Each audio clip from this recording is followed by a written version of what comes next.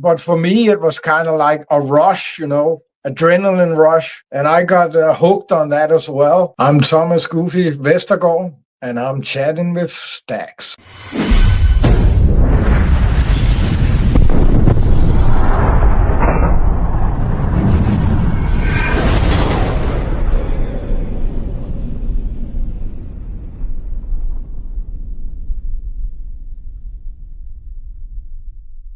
Welcome to this episode of Chatting with Staxx. I'm your host, Bill Staxx, and today I got Thomas. Most of all because I hate myself, but I can't live with that. So it's easier to hate everything that is different than me, people I don't understand, and people I'm afraid of. And then I don't have to take any accountability, because then it's the immigrants' fault or it's the government's fault or whatever. Yeah. So, and this place I can hate in peace, and I can have a family with other people, and the other guys can have a community around that. So that became my new family. And I was very good at being I did everything I was told. I read my share of Adolf Hitler's speeches and books and stuff because I wanted to get the recognition of being a good, What type of stuff would you guys do? Like what would be your everyday thing? Like what would you guys do? Actually, it's not, it wasn't that different from an ordinary political party.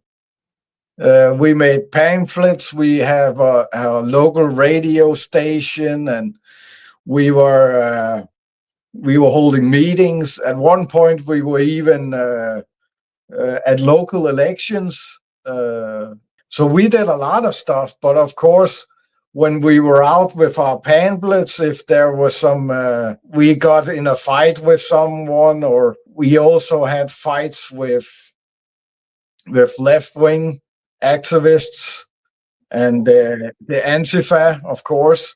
Yeah. And when I bought a house in something called Greve, it's about 50 kilometers outside of Copenhagen, and it became the new headquarters from the party in Denmark. It was on the front page of the newspaper and everything. And the first night after it was in the front page, there was 200 left-wing activists outside our house screaming and throwing bottles and paint bombs and over the fence, And I was lying on the other side with another new guy. We had our homemade shields, and he had a bread knife, and I had a bat. And we were just lying there with those shields, yeah, and the beer bottles and these paint bombs. It was just raining down on us.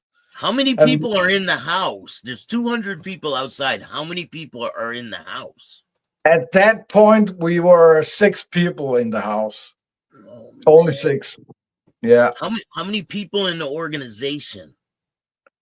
And I think back then, of course, there's a lot of, a lot of guys that don't want to be known.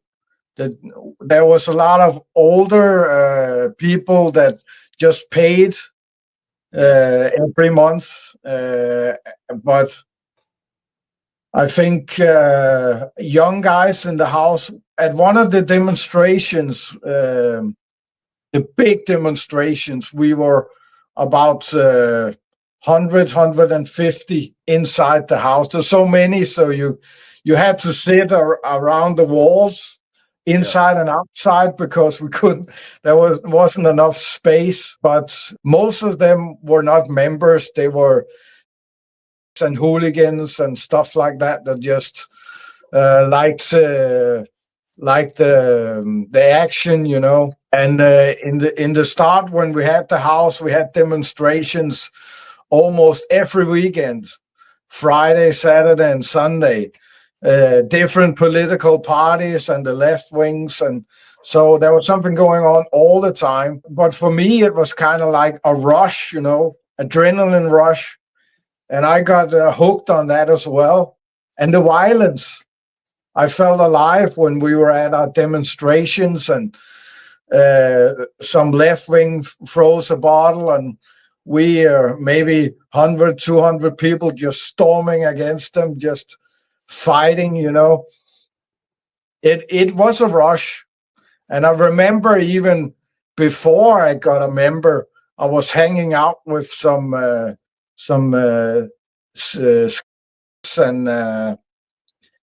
and other people from a place called Ballerup, that's also in the Copenhagen area. It was like hooligans.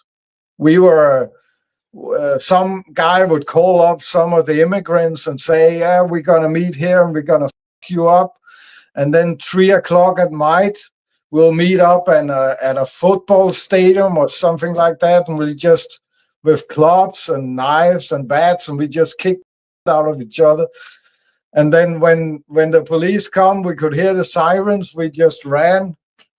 It was totally fucked up, and it was all about the adrenaline, you know.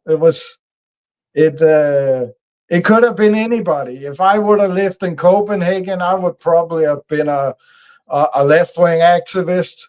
So it didn't matter. It didn't matter what, as long as you had an enemy, so we could fight.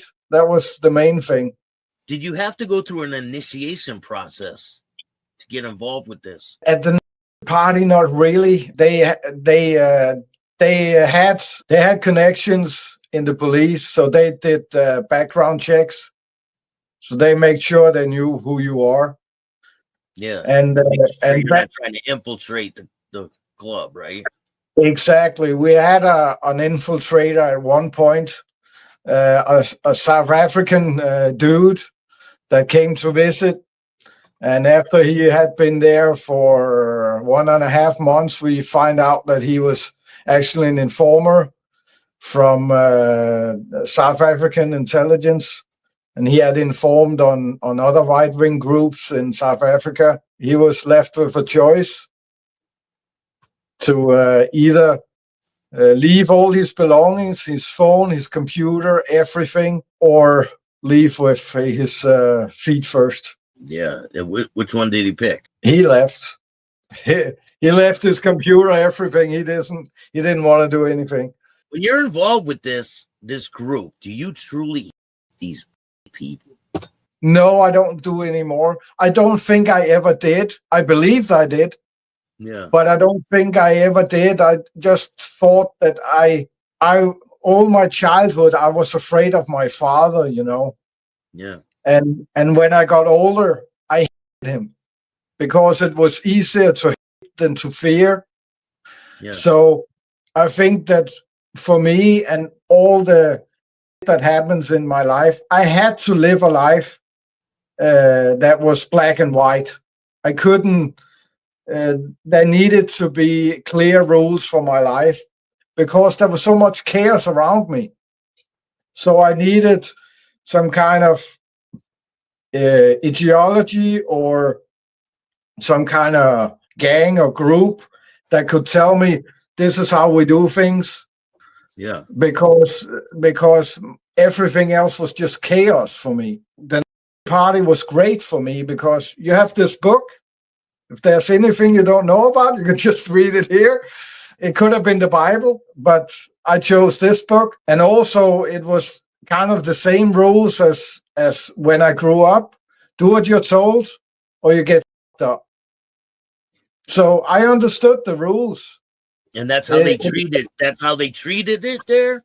Have you seen people that didn't follow the rules, and what happens to them? In the motorcycle community, they get fucked up. In the party, it depending on who you are and what you did. It wasn't often that people got beat up. Mostly, they just got demoted. We had a guy at a stormtrooper. He was a stormtrooper leader, like SA youth, and somebody saw that he was smoking, and that was frowned upon. So no drugs, no excessive drinking. So he got kind of kicked to the back of the line, and it never became the same again. Nobody trusted him. They looked down at him because of that. So yeah, that was consequences for everything. Oh, so they didn't use drugs or anything. They were no, they and you had to work. If you didn't have work, if you were on welfare or something, everybody looked at you as a bum. So did you have to give them all your money, or did you have to give them a certain amount? No, there was a membership fee, and I know that every time we had some things that we want to do, when we were gonna buy a house in another end of the country, then they talked to all these old guys, some of them old from the war, but also people in the police, people in the government, people in high positions in some kind of company or whatever, and they would pay some money because they want to be a part of it, but because of their position in society, they couldn't be known. So they did what they could financially instead. So how long do you stay with this group, and where does your life go from there?